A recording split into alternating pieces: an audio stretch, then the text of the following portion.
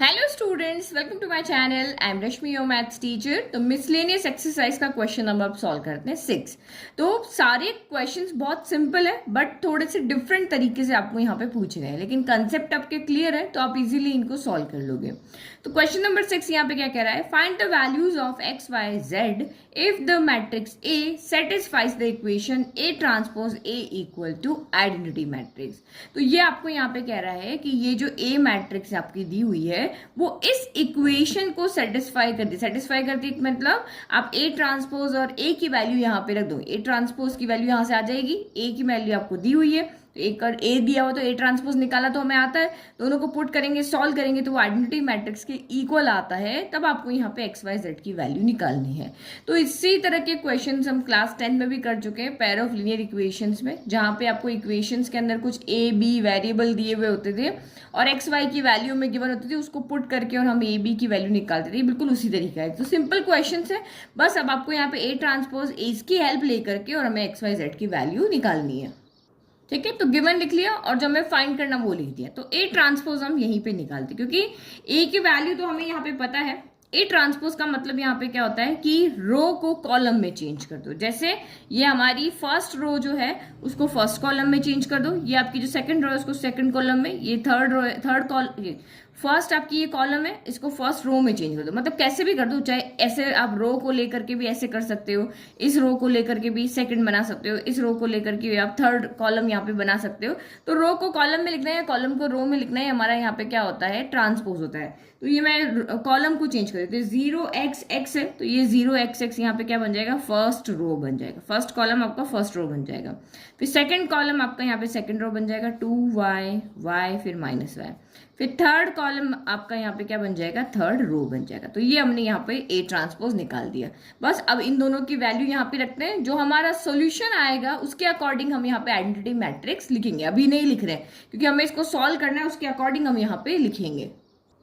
ठीक है, तो ये भी 3 ऑर्डर 3 की मैट्रिक्स है, ये भी 3 ऑर्डर 3 की मैट्रिक्स है। तो हमें यहाँ पे पता है कि अगर एक मैट्रिक्स है जिसका ऑर्डर 3x3 सेम ही आ रहा है, यहाँ पे स्क्वायर में ये भी 3x3 है, तो रिजल्ट वाली मैट्रिक्स क्या होगी, वो भी आपकी इसकी होगी, यानी पहले वाले का रो और दूसरे वाले का कॉलम। और मल्टीप्लीकेशन यहाँ पे पॉसिबल है क्योंकि पहले वाले का कॉलम दूसरे वाले के रो के यहाँ पे क्या है, इक्वल है। तो यहाँ पे आप चाहो तो अभी आप लिख सकते हो कि आपकी जो रिजल्ट मैट्रिक्स होगी, जो आइडेंटिटी मैट्रिक्स है, वो भी 3 ऑर्डर 3 की होगी। तो 1 0 0 हो गया, 0 1 0 हो गया और 0 0 आपका 1 हो गया। ठीक है, तो ये हमने इसको देख करके हमने आइडिया लगा लिया। ठीक है, और नहीं समझ में आ रहा है तो पहले सॉल्व कर लो, उसके बाद में आप यहाँ पे लिख सकते हो। चलो अब क्या करना है, आपको मल्टीप्लाई करना है। तो हम इस कॉलम को उठा करके यहाँ पे रख देंगे। तो 0x(x) हमने लिख दिया। पहले इसको सॉल्व करेंगे, उसके बाद दूसरे वाले को ले जाएंगे, उसके बाद हम तीसरे वाले को ले जाएंगे। तो चलो लेके के चले। चलो अब आपको मल्टीप्लाई करना तो आते ही, हमने कितनी बार कर लिया, 0 × 0 0, तो ये तो 0 हो गया, लिखने की जरूरत नहीं। फिर प्लस x × x, तो ये आपका x² हो गया, प्लस x × x, तो ये भी आपका x² हो गया। फिर 0 × 2y, ये तो 0, देखो ये तो सबको 0 बनाना है तो इसको देखने की जरूरत नहीं। फिर x × y, तो ये आपका हो गया xy। फिर प्लस आएगा, लेकिन ये एक माइनस है तो प्लस माइनस क्या हो जाएगा, माइनस हो जाएगा। और ये आपका फिर से क्या हो गया, x × y हो गया। फिर 0 × z तो 0 हो गया। फिर x × z, बट माइनस है तो माइनस का क्या हो जाएगा, ये xz हो जाएगा। फिर फॉर्मूले का प्लस और x × z, ये आपका xz हो गया। इसका काम हो गया खत्म। चलो फर्स्ट वाला कॉलम हमारा हो गया है पूरा। अब हम किसके पास जाएंगे, हमारे सेकंड कॉलम के पास में। चलो उठा के लाओ सेकंड कॉलम को। तो ये 2y हो गया, ये y हो गया और ये -y हो गया। कॉलम को यहाँ से उठाओ और रो बना दो, बस यही काम करना होता है। तो 2y × 0 तो 0 हो गया, ये क्या हो गया आपका xy हो गया। फिर फॉर्मूले का प्लस और ये माइनस माइनस, अगेन आपका x × y क्या हो गया, xy हो गया। फिर 2y × 2y, तो ये आपका 4y² हो गया। फिर प्लस y × y, तो ये आपका y² हो गया। फिर माइनस माइनस प्लस है ना, तो ये आपका यहाँ पे क्या हो जाएगा, प्लस ही रह जाएगा। तो ये आपका यहाँ पे क्या हो गया, प्लस का y² हो गया। क्योंकि एक माइनस है, 2 माइनस है और एक प्लस है, क्योंकि फॉर्मूले का तो प्लस है और 2 माइनस है, minus minus plus plus plus plus हो गया। फिर 2y × z, तो ये आपका कितना हो गया, 2yz हो गया। फिर फॉर्मूले का प्लस और ये minus, plus minus minus yz हो गया, y × z yz हो गया। और फॉर्मूले का प्लस और माइनस, प्लस माइनस माइनस होता है, तो y × z आपका यहाँ पे क्या हो गया, yz हो गया। ठीक है, चलो इसका इस कॉलम का भी काम खत्म हो गया। अब हम लेकर आते हैं हमारी थर्ड वाली कॉलम, जो कि हमारी ये वाली कॉलम है। तो z -z और z, चलो करो। z इंटू जीरो जीरो हो गया, तो ये प्लस माइनस माइनस का एक्स जेड हो गया, फिर ये आपका प्लस का एक्स जेड हो गया, ठीक है। फिर 2y इंटू जेड, तो ये 2yz हो गया। फिर फॉर्मूले का प्लस माइनस माइनस का yz हो गया। फिर फॉर्मूले का प्लस और माइनस, तो प्लस माइनस माइनस, तो ये भी माइनस का yz हो गया। फिर z इंटू जेड, तो ये आपका जेड स्क्वायर हो गया, माइनस माइनस प्लस और प्लस प्लस प्लस हो गया, तो ये जेड स्क्वायर हो गया। और ये z इंटू जेड, तो ये भी आपका यहाँ पर क्या हो गया, जेड स्क्वायर हो गया।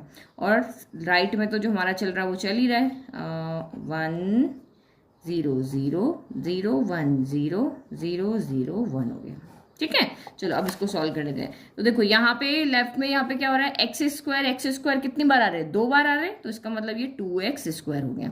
फिर एक्स वाई से एक्स वाई कैंसिल, तो ये यहाँ पे क्या हो गया, 0 हो गया। फिर एक्स जेड से एक्स जेड कैंसिल, ये भी आपका यहाँ पे 0 हो गया। फिर एक्स वाई से एक्स वाई कैंसिल, तो ये भी आपका 0 हो गया। फिर वो 4y स्क्वायर, फिर 4 टाइम हो गया, 1 टाइम यानी 4 5 6 टाइम आपका यहाँ पे y स्क्वायर हो गया। फिर yz दो पॉजिटिव का दो नेगेटिव का, देखो ये दो पॉजिटिव वाले और एक दो नेगेटिव वाले, तो दो पॉजिटिव से दो नेगेटिव कैंसिल, 0 हो गया। फिर प्लस के एक्जेड से माइनस का एक्जेड कैंसिल हो गया, ये भी आपका क्या हो गया, यहाँ पे 0 हो गया। फिर 2yz पॉजिटिव का 2yz नेगेटिव का, एक और एक दो हो गया ना, तो ये भी आपका 0 हो गया। और z square 1 time 2 time 3 time, तो ये आपका 3z स्क्वायर हो गया। और इक्वल में आपका यहाँ पे क्या हो गया, 1 0 0 0 1 0 और 0 0 1 हो गया, ठीक है।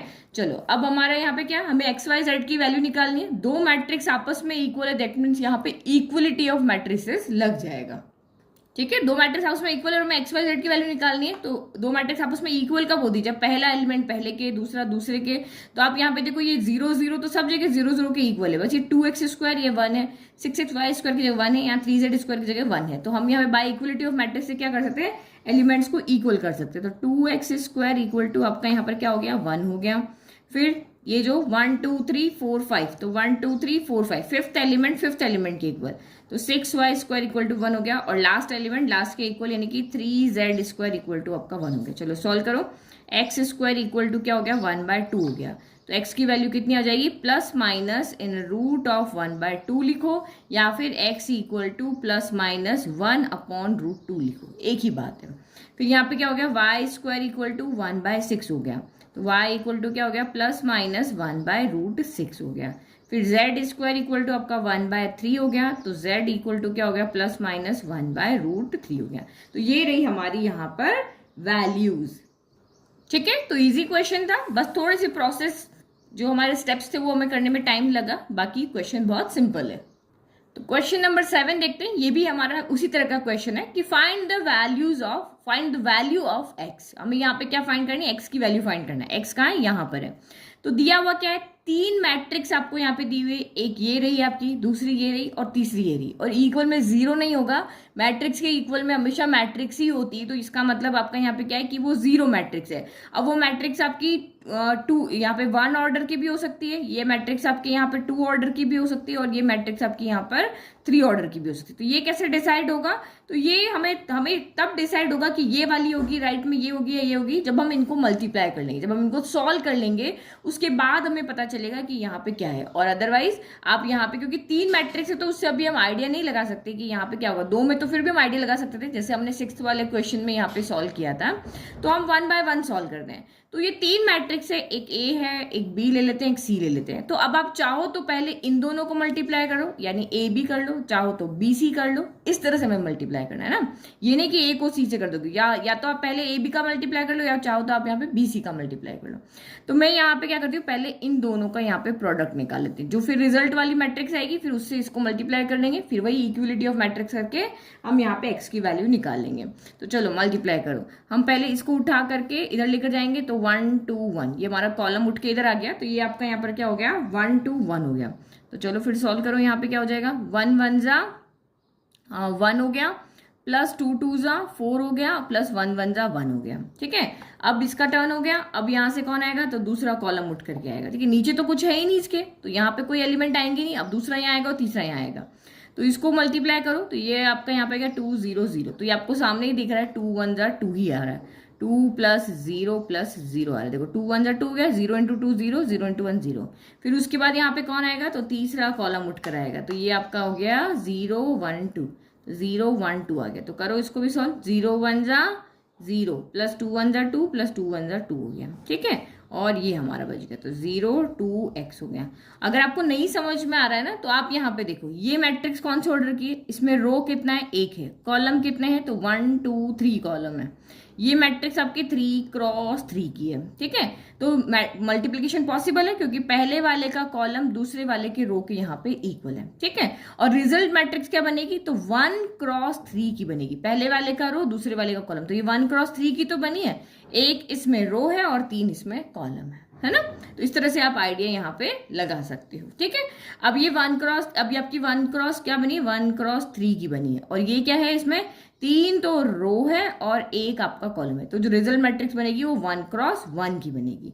तो ये हमारी 0 मैट्रिक्स है, ठीक है। ये मैं लिख रही हूँ क्योंकि बाद में आप नोट्स देखोगे तो आपको समझ में आना चाहिए।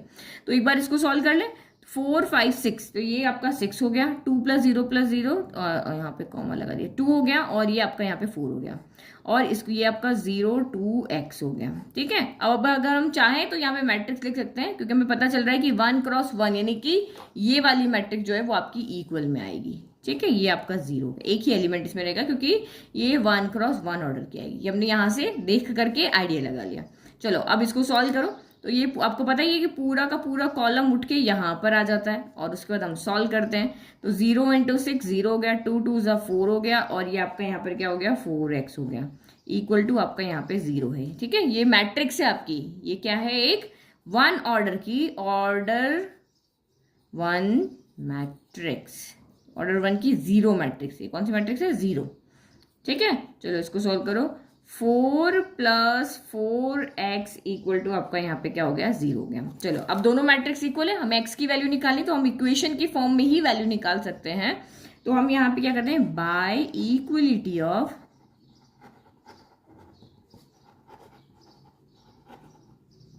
मैट्रिक्स से क्या हो जाएगा, 4 प्लस 4x किसके इक्वल हो जाएगा, 0 के। अब हमने अंदर के एलिमेंट्स को क्या कर दिया, यहाँ पे इक्वल कर दिया, इसमें भी ये एक एलिमेंट है, इसमें भी एक एलिमेंट, दोनों आपस में इक्वल हो गए। वैल्यू निकालो, 4x इक्वल टू प्लस का 4 इधर जाके माइनस का 4 हो गया, तो x कितना हो गया आपका, माइनस का 4, ये मल्टीप्लाई वाला डिवाइड में आ गया, तो this implies x equal to कितना हो गया, माइनस का यहाँ पे हो गया 1। तो ये हमारा यहाँ पे हो गया फाइनल आंसर, ये x is equal to minus का 1 हो गया। चलो नेक्स्ट क्वेश्चन नंबर 8 देखिए, इजी क्वेश्चन था ये भी।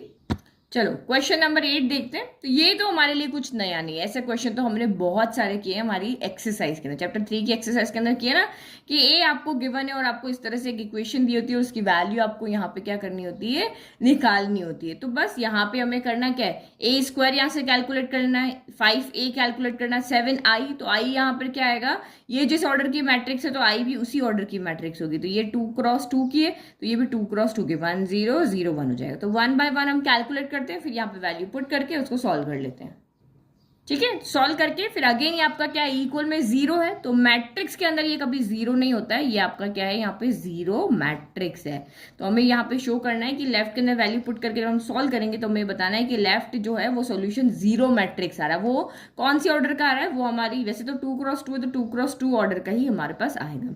चलो 1 बाय 1 सॉल्व करते। सबसे पहले हम 7i कैलकुलेट कर लेते, तो ये 7 हो गया, i क्या है हमारा 1 0 0 1 है, तो करो अंदर 7 का मल्टीप्लाई, तो ये क्या हो जाएगा, आपको पता है 7 अंदर जाके सारे एलिमेंट से मल्टीप्लाई हो जाता है, 7 1 जा 7, 7 0 जा 0, 7 0 जा 0, 7 1 जा 7 हो गया। नाउ नेक्स्ट आपका क्या होता है 5a, तो 5a तो अब क्या होगा, जैसे 7 अंदर मल्टीप्लाई हुआ सेम वैसे ही 5a के साथ में मल्टीप्लाई हो जाएगा। a कौन है आपका, 3 है, -1 है, 1 है और 2 है, तो चलो ये कितना हो जाएगा 5। ये बाहर जो बैठा है ना वो सबके पास जाता है, एक स्केलर या एक नंबर जो भी घर के बाहर है, जो मैट्रिक्स के बाहर है, वो सबके घर जाता है, सबसे मल्टीप्लाई होता है। 5 3 जा 15, 5 1 जा 5, माइनस का 5 और 5 2 जा 10 हो गया, 5 1 जा 5, 5 2 जा 10 हो गया। चलो अब यहाँ पे हम कैलकुलेट करते हैं ए स्क्वायर, तो ए स्क्वायर आपके लिए क्या हो जाएगा, ए इंटू क्या हो जाएगा, ए हो जाएगा। ए यहाँ पर क्या है 3 -1 1 है और 2 है, फिर इंटू अगेन आपका यहाँ पर क्या है 3 है, -1 है, 1 है और आपका 2 है। चलो अब करें मल्टीप्लाई, तो वही हमें क्या करना होता है, इधर वाले की कॉलम उठा के इसके ऊपर रख देनी होती है। तो ये आपका यहाँ पर कितना हो जाएगा 3 3 जा 9 हो गया, फिर प्लस फॉर्मूले का प्लस, 1 1 जा 1 और माइनस का 1 साथ में आएगा, फिर ये कितना हो गया माइनस का 3 और ये प्लस फॉर्मूले का और ये माइनस का 2 हो गया। भाई 1 2 से मल्टीप्लाई होगा तो यही होगा ना। फिर उसके बाद आपका कौन आएगा, अब इसका काम हो गया खत्म, अब आपका ये आएगा, ये वाली कॉलम उठ के आएगी, ये 1 हो गया 2 हो गया। तो अब देखो ये 3 1 जा 3 प्लस 2 1 जा 2 हो गया, फिर ये माइनस 1 1 जा 1 और प्लस 2 2 जा 4 हो गया। तो ये कितना आ गया आपका प्लस माइनस माइनस 9 माइनस 1 हो गया, प्लस माइनस माइनस तो माइनस 3 माइनस का 2 हो गया, 3 प्लस 2 5 हो गया, 4 में से 1 गया तो आपका ये बच गया यहाँ पर 3। तो ये आपका यहाँ पर कितना हो गया 9 माइनस 1 8 हो गया, 5 एज इट इज है आपका, 3 एज इट इज है, माइनस माइनस प्लस होता है तो 3 प्लस 2 5 हो गया, आगे साइन नेगेटिव आ गया। तो सारी वैल्यू हमने निकाल दी। नाउ अब हम चलते हैं हमारी इक्वेशन के पास जो कि हमें शो करना है। यहाँ पे शो करना है कि ये लेफ्ट इक्वल टू आपका राइट है। तो यहाँ पे लिखो a square minus 5a plus 7i। हम यहाँ पे LHS को लेके चल रहे हैं, ठीक है। चलो वैल्यू पुट करते हैं। a स्क्वायर कितना आ रहा है, तो आपका आ रहा है 8 माइनस 5 फिर 5 और ये 3, ये आ रहा है। फिर माइनस 5a कितना आ रहा है, तो ये रहा, तो ये रहा आपका कितना 15 माइनस 5 5 और ये आपका 10 हो गया। फिर प्लस 7i कितना आ रहा है, तो 7007 आ रहा है, ठीक है। चलो अब इसको हमें क्या करना है, सॉल्व करना है। तो सॉल्व कैसे करेंगे, वही हम एलिमेंट देंगे 8 माइनस 15 प्लस 7, तो ये लिख लेते पहले 8, पहला एलिमेंट पहले से सॉल्व होगा। फिर माइनस 5 माइनस माइनस प्लस हो जाएगा, तो माइनस 5 प्लस का आपका 0 हो गया। फिर 5 माइनस 5 प्लस 0, तो ये हो गया 5 माइनस 5 प्लस 0 हो गया। फिर 3 माइनस 10 प्लस 7, तो 3 माइनस 10 प्लस का 7 हो गया। चलो करो सॉल्व। 8 प्लस 7 क्या हो गया 15 हो गया, तो प्लस के 15 में से माइनस का 15 गया तो क्या हो गया 0 हो गया। ये तो आपको सामने दिख रहा है, 5 माइनस 5 0 हो गया, 5 माइनस 5 यहाँ भी आपका 0 हो गया, और 3 प्लस 7 क्या 10 हो गया, 10 में से 10 गया तो ये भी 0 हो गया। तो देखो यहाँ पे आपका क्या आ रहा है, ये आपकी आ रही है यहाँ पे 0 मैट्रिक्स आ रही है। और हमें राइट में जो क्वेश्चन की दिया हुआ था वो क्या था, 0 मैट्रिक्स ही तो दिया था। तो ये हमारा राइट हैंड साइड है। ये देखो क्वेश्चन में क्या दिया आपको, इक्वल में 0 ही तो दिया है। तो ये आपकी यहाँ पे एक्चुअली में 0 नहीं, वो क्या है, एक 0 मैट्रिक्स है। मैट्रिक्स के फॉर्म में एक एलिमेंट कभी नहीं आएगा, मैट्रिक्स के इक्वल हमेशा मैट्रिक्स ही आएगी। तो हमने शो करके दिखा दिया कि जब हम इसको सॉल्व करें तो हमारे पास 0 मैट्रिक्स आ रही है, ठीक है। इजी क्वेश्चन, इसमें कुछ बताने जैसा कुछ था नहीं, बस आपको ये चीज पहले से आती है। Now next question. तो क्वेश्चन नंबर 9 हमारा बिल्कुल 7 जैसे ही, जैसे अभी हमने सॉल्व किया था, वहां पे एक x जो था वो एक बार था, यहाँ पे x आपका 2 बार है। एक इस फर्स्ट वाली मैट्रिक्स में भी है और एक लास्ट वाली मैट्रिक्स में भी है, और हमें फाइंड इसी x को करना है। एक वेरिएबल है तो ऑब्वियसली चाहे 10 जगह लिख दो, वैल्यू एक ही आनी है। तो वही जो हमारा तरीका था, चाहे आप यहाँ पे 3 मैट्रिक्स, ये a है, ये b है, ये c है, तो ये a है, ये b है, c, चाहे तो पहले ab का मल्टीप्लाई कर लो, चाहे आप यहाँ पे पहले bc का मल्टीप्लाई कर लो। तो मैं यहाँ पे क्या करती हूँ, पहले जो फर्स्ट 2 है ना, ए बी का ही मल्टीप्लाई यहाँ पे करती हूँ। तो क्या करोगे, वही इसको उठा करके ऊपर ले जाओगे तो 1 0 2 मिल जाएगा। अगर आपको नहीं समझ में आ रहा किस ऑर्डर की मैट्रिक्स आएगी, तो देखो ये एक रो है 3 कॉलम है, तो इसका ऑर्डर क्या है 1 into 3, और ये तो आपको सामने दिख रहा है 3 into 3, तो रिजल्ट मैट्रिक्स आपकी 1 ऑर्डर 3 की आएगी ना, 1 क्रॉस 3, यानी ऐसा आंसर आपको यहाँ पे मिलेगा। अगर आपको कंफ्यूजन हो रहा है ना तो देख सकते हो आप, यहाँ पे ऐसी मैट्रिक्स हमें इन दोनों के सोल्यूशन पे मिलेगी। तो चलो लिख लेते हैं। तो ये आपका सबसे पहले क्या हो गया, x into 1 x हो गया, फिर 0 हो गया तो 0 ही हो गया, फिर फॉर्मूले का प्लस होता है तो प्लस माइनस माइनस, तो ये आपका x माइनस 2 1 2 आ गया, ठीक है। अब कौन आएगा यहाँ पे उठ के, तो अब आएगा यहाँ पर आपका 0 2 0 आएगा। अब कौन आएगा, ये वाला 0 2 0 आएगा। चलो करो मल्टीप्लाई। तो यहाँ तो आपको सामने दिख रहा है, ये भी 0 हो गया, ये भी 0 हो गया, तो माइनस का क्या बच गया, सिर्फ 10 बच गया, 5 2 10 माइनस का बच गया। फिर नेक्स्ट आपका 2 1 3 आएगा, तो लिख दो 2 1 आपका 3 हो गया। तो यहाँ पे सब कुछ आएगा x into 2, तो ये आपका 2x आ गया। फिर प्लस माइनस माइनस 5 1 5 हो गया, फिर प्लस माइनस माइनस 3 1 3 हो गया। देखो आई ना 1 क्रॉस 3 ऑर्डर की मैट्रिक्स। फिर ये x 4 1 हो गया, और यही आपका o चल रहा है, ये o है, 0 नहीं है, क्या है ये o है। तो इसको एक बार सॉल्व कर लेते हैं। तो ये आपका x माइनस का 2 हो गया, फिर माइनस का 10 हो गया, फिर ये 2x माइनस माइनस प्लस, तो 5 प्लस 3 8 होता है, तो 2x माइनस का 8 हो गया, ठीक है। फिर ये क्या बचा, x4 1 बचा इक्वल टू 0। अब यहाँ पे क्या होगा, ये पूरा का पूरा कॉलम ही उठकर यहाँ आ जाएगा, x4 1 हो जाएगा। करो उसको सॉल्व। चलो मल्टीप्लाई करते हैं हम। तो ये कितना हो जाएगा, x into x square minus x into 2 2x हो गया। ये कितना हो गया, माइनस का आपका 40 हो गया। अच्छा ये तो प्लस होंगे ना बीच में x, क्योंकि ये तो एक ही बार में सॉल्व हो रहा है ना, तो x इंटू ये आपका बीच में आएगा प्लस, फिर ये आपका माइनस का 40, फिर प्लस ये क्या हो जाएगा आपका 2x माई 1 मल्टीप्लाई हो रहा है तो यही आ जाएगा, ठीक है, ये इक्वल आपका 0 हो गया। तो 0 नहीं है, ये O है। क्या है ये? O यानी कि 0 मैट्रिक्स। चलो इसको सॉल्व करते हैं अब यहाँ पे। तो x माइनस 2x, फिर आपका plus minus minus 40 plus 2x आपका माइनस का 8 हो गया, इक्वल टू आपका O है, ठीक है। फिर आप इसको सॉल्व करो तो ये आपका यहाँ पर क्या हो गया, अच्छा यहाँ पे एक्स स्क्वायर आएगा ना, एक्स इंटू एक्स स्क्वायर हो गया, तो ये आपका X square as it is हो गया। फिर प्लस के 2x से माइनस का 2x हो गया कैंसिल, फिर माइनस माइनस प्लस होता है तो 40 प्लस 8 आपका 48 हो गया, लेकिन साइन आपका नेगेटिव आएगा क्योंकि दोनों नेगेटिव है। तो एक्स स्क्वायर माइनस 48, ये कितने ऑर्डर की मैट्रिक्स है? ये 1 क्रॉस 1 ऑर्डर की मैट्रिक्स है, क्योंकि इसमें सिर्फ एक ही रो है, एक ही रो है और एक ही कॉलम है। ये देखो, ये एक्स स्क्वायर माइनस 48 पूरा एक टर्म है, जैसे हमारा होता है ना मैट्रिक्स में हमने ए लिख दिया या हमने मैट्रिक्स में 1 लिख दिया, तो एक ही एलिमेंट तो है। तो सेम ये भी ऐसे एक ही एलिमेंट है। अगर मैं इसको यहाँ पे कैपिटल ए की फॉर्म में लिखती हूँ तो ये देखो अंदर एक ही तो एलिमेंट आ रहा है, तो एक ही एलिमेंट है, तो यहाँ भी आपका कितना आएगा? एक ही एलिमेंट आएगा, क्योंकि इसके अकॉर्डिंग दोनों मैट्रिक्स आपस में इक्वल है, तो इक्वल तभी होगी जितने एलिमेंट उतने ही इसमें होने चाहिए। तो ये 1 क्रॉस 1। तो अब यहाँ पे हम क्या लिखते हैं? बाय इक्वलिटी ऑफ मैट्रिसेस क्या हो जाएगा यहाँ पे? एक्स स्क्वायर माइनस 48 है वो यहाँ पे 0 के इक्वल हो जाएगा। इस 0 मैट्रिक्स को हम O से डिफाइन करते हैं, बट अब ये एलिमेंट आ गया तो ये क्या बन गया? यहाँ पे 0 बन गया। तो एक्स स्क्वायर इक्वल टू कितना हो गया? 48 हो गया। तो दिस इम्प्लाइज एक्स कितना हो गया? Plus minus in root of 48 हो गया। तो 48 क्या है? यहाँ पे फैक्टर बना लो। तो 48 की तो सिंपली फैक्टर होते हैं आपके, जो मुझे आता है 16 इंटू 3। तो आपको पता है 16 4 इंटू 4 होता है, तो और भी लिख लो आप चाहे तो, या फिर जब अगर आपको पता है कि 16 रूट से बाहर आ जाएगा 4 बन के, तो सीधा लिख सकते हो यहाँ पे 4 रूट 3 हो जाएगा। और नहीं आ रहा समझ में तो 48 के फैक्टर बना लो। 2 के 2 2 जा 4, 2 4 जा 8, 2 1 जा 2, 2 2 जा 4, 2 6 जा 12 हो गया, फिर 2 3 जा तो ये 1 हो गया। इसकी पेयर बन रहा बाहर आ जाएगा, इसका पेयर बन रहा बाहर आ जाएगा, इसका पेयर नहीं बन रहा तो ये अंदर रह गया, तो दोनों का बाहर आया तो 2 2 जा 4 हो गया। तो 4 रूट 3 आपका यहाँ पर क्या हो गया?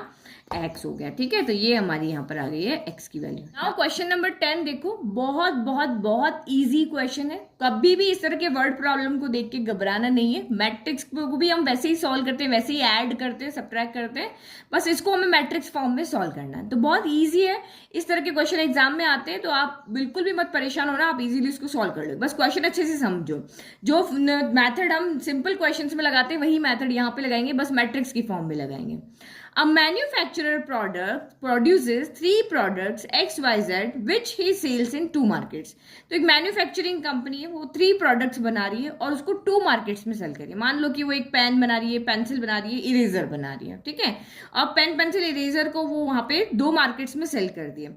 Annual sales are indicated below. अब उसके पूरे साल भर में इस पेन को कितने पेन मार्केट 1 में जाते हैं, कितनी पेंसिल मार्केट 1 में जाती है, कितने इरेजर मार्केट 1 मार्केट 2 में जाते हैं, ये आपको यहाँ पे दिया हुआ है कि मार्केट 1 है उसमें जो एक्स है, जो पेन है वो 10,000 बेचता है, वाई है वो 2,000 जाते हैं, पेंसिल 2,000 जाती है, जेड जो इरेजर है वो 18,000 जाते हैं।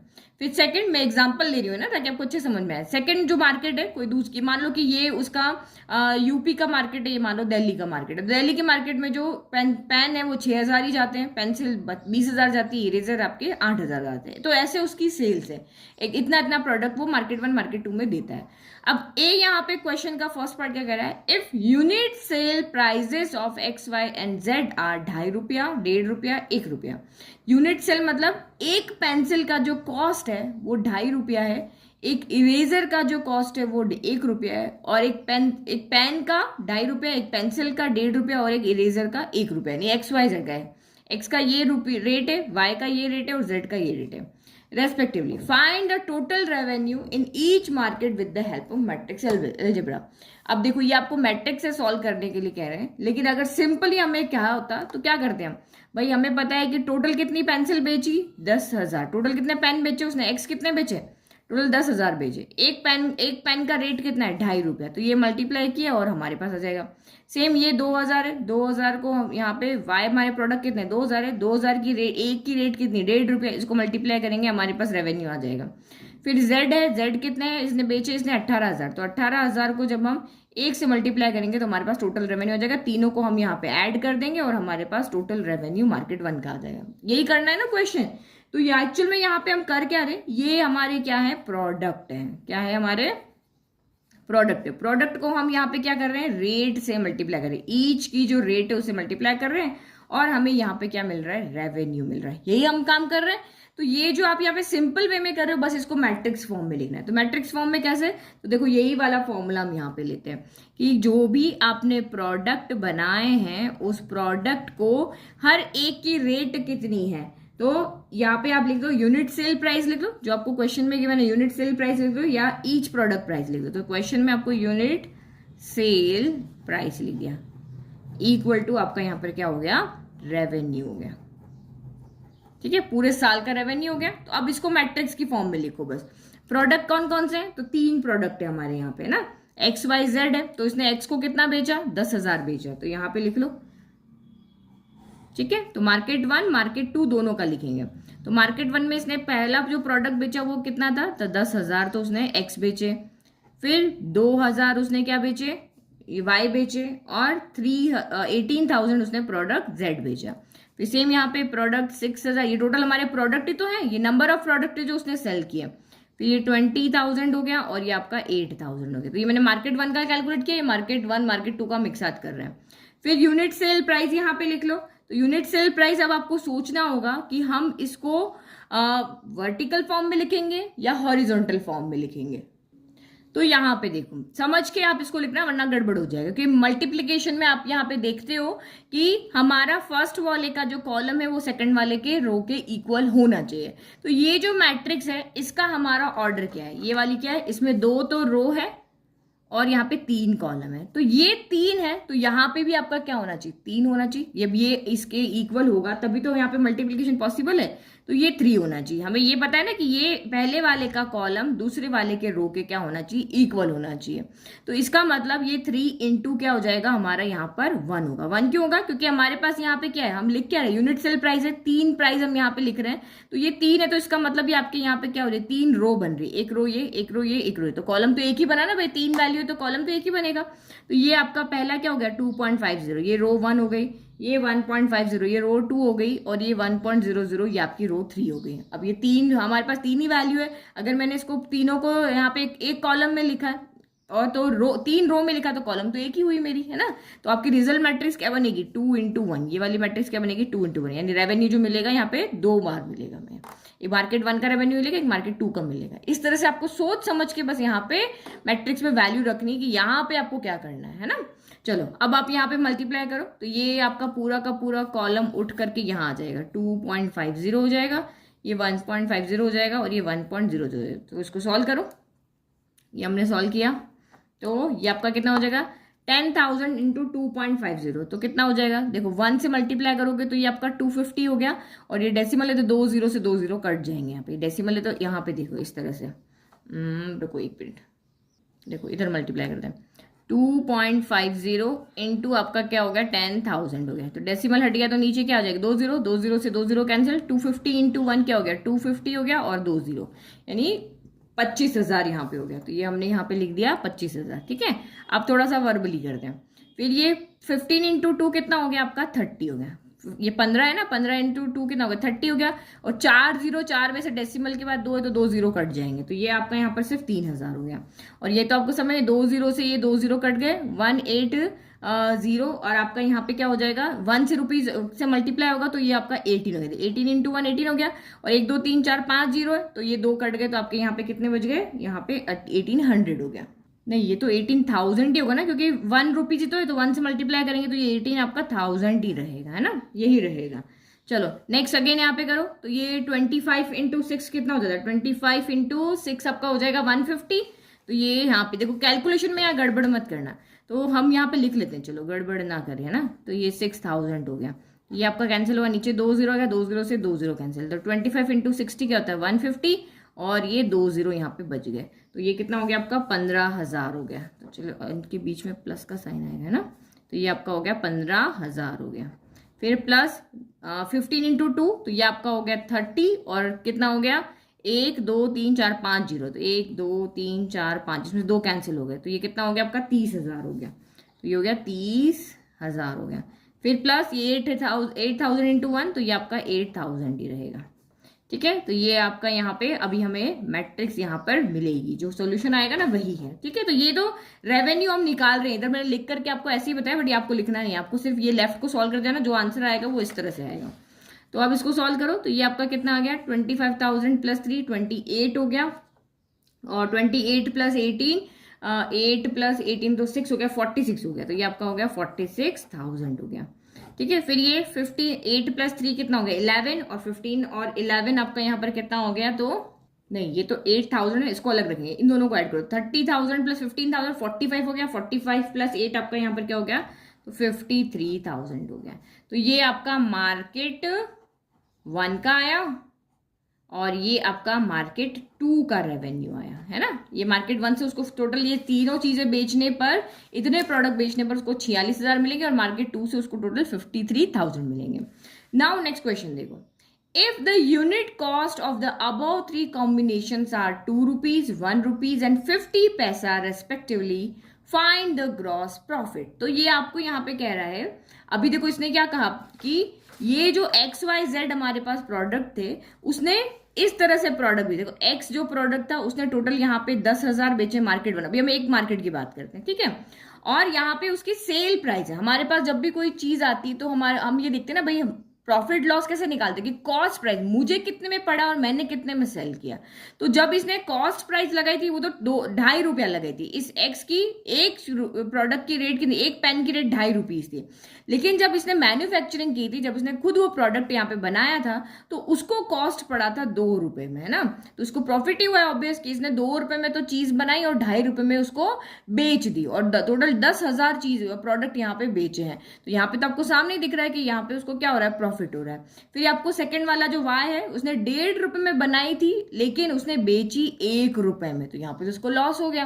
फिर थर्ड वाला प्रोडक्ट जो Z है, उसने 1 रुपए में बनाया लेकिन 50 पैसे में बेचा, तो इसमें भी इसको क्या हुआ है, लॉस हुआ है, सिर्फ इसको पहले वाले में प्रॉफिट हुआ है। तो हमेशा हम प्रॉफिट लॉस कैसे निकालते हैं कि भाई टोटल उसकी सेलिंग प्राइस कितनी थी, टोटल इसकी कॉस्ट प्राइस कितनी थी, तो प्रॉफिट होगा तो सेल माइनस कॉस्ट होगा, और अगर लॉस होगा तो कॉस्ट माइनस सेल होगा। ये तो आपको पता ही है ना भाई, आप खुद भी मार्केट में कोई चीज खरीदने जाते हो, कुछ बना के, जैसे ये पेन है, ये पेन मैंने 10 रुपए में बनाया, अब मैंने इसको 12 में सेल कर दिया तो मुझे 2 रुपए का प्रॉफिट हुआ, लेकिन मैं 10 रुपए में बनाया और 8 रुपए में मैं बेच रही हूँ तो मुझे 2 रुपए का नुकसान हो रहा है। तो वही हम प्रॉफिट लॉस निकालते हैं ना। तो सेम अब हमारे पास यहाँ पे क्या हो गया, ये फर्स्ट पार्ट जब हमने सॉल्व किया तो यहाँ पे हमारी टोटल ये क्या है, हमारी सेलिंग प्राइस है, ये आपने क्या, ये आपकी यहाँ पे सेलिंग प्राइस है। ये अब हम यहाँ पे क्या करेंगे, कॉस्ट प्राइस निकालेंगे, टोटल मार्केट 1 मार्केट 2 की कॉस्ट प्राइस निकालेंगे, तो सेलिंग माइनस कॉस्ट करेंगे तो हमें यहाँ पे प्रॉफिट मिल जाएगा। अगर लॉस होगा तो उल्टा कर देंगे। तो वही सेकंड वाला क्वेश्चन भी इसी तरीके से सॉल्व करना है, ठीक है। तो ये मैंने यहाँ पे लिख दिया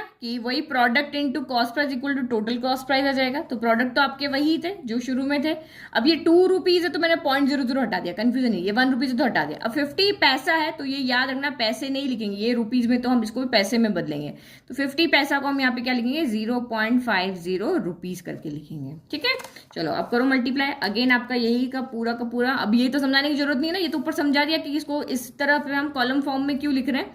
तो ये ऊपर आ जाएगा 2 1 और ये 0.50 का, तो सिंपली ये यहाँ पे मल्टीप्लाई हो जाएगा।